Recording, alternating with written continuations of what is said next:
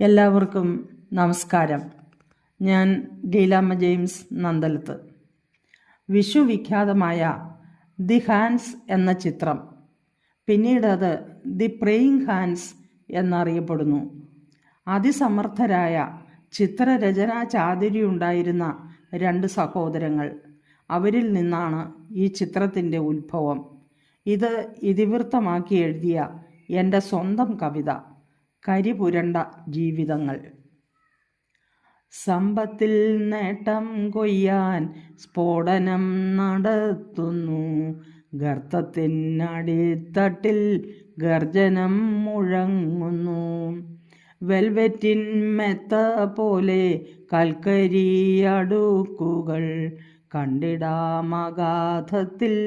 കറുത്ത പൊന്നിൻ കൂട്ടം.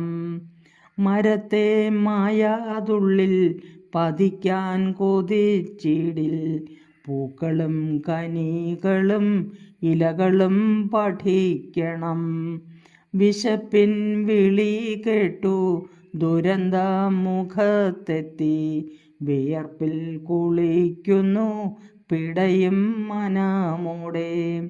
പട്ടിണി ചെറുത്തിടാൻ പാവമാം പിതാവെന്നും, പകലന്തിയാവോളം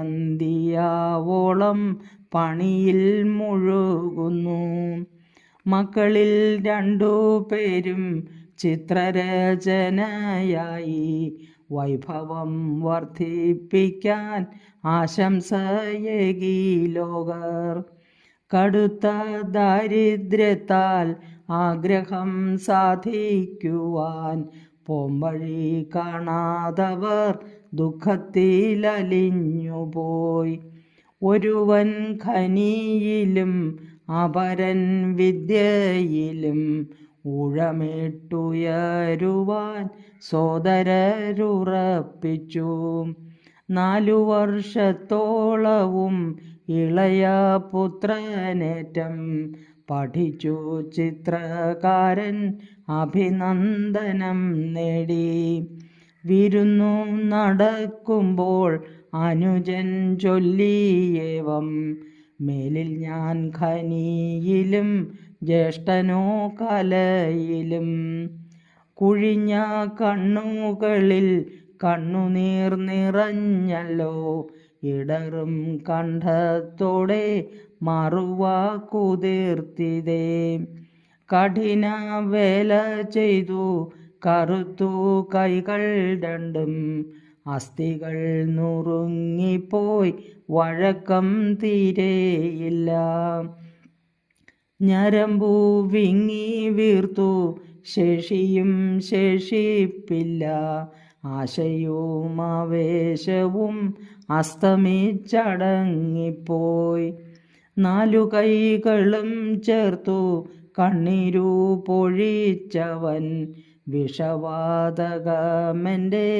ആരോഗ്യം കെടുത്തിപ്പോയി.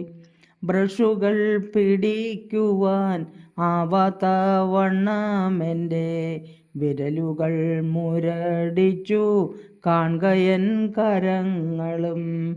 മനസ്സിൽ നിറമില്ല, ചിത്രചാതുരിയില്ല, ഖനിതന്നുള്ളിലുള്ള മരണമണം മാത്രം. അനിയൻ നെഞ്ചു പൊട്ടി കരളലിഞ്ഞു പോയി, കണ്ണീരു ചേർത്തു വെച്ചു വരച്ചു നൽചിത്രവും.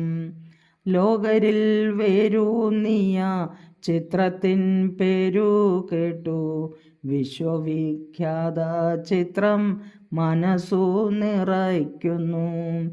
വിശ്വവിഖ്യാത ചിത്രം മനസ്സു നിറയ്ക്കുന്നു. Thank you.